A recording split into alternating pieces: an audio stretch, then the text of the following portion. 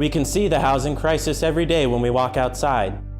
People sleeping in tents and in doorways, a city increasingly divided into rich and poor.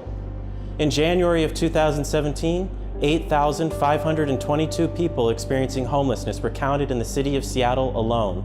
Many more people are living in extreme poverty, unstably housed, or are severely cost burdened by rising rents. To afford a market-rate one-bedroom apartment in Seattle, a minimum wage worker would have to work more than 80 hours a week.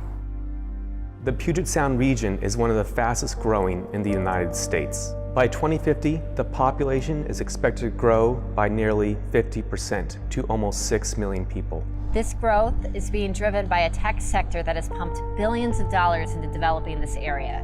Unfortunately, this development is not only leaving people behind, it is harming many of the poorest and most vulnerable in our community. Of course, this isn't just a Seattle problem. After decades of federal disinvestment in subsidized housing, renters in cities around the country are at the mercy of volatile housing markets. But the problem is especially bad here.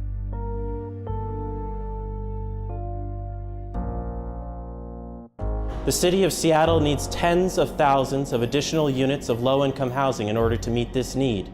Until we create this housing, how can we hope to end homelessness? We know we have the resources and the problem solving in the Seattle-King County area to close the housing gap. We live in one of the wealthiest places in the world. We can do this. What we need most is a common belief that housing is a human right.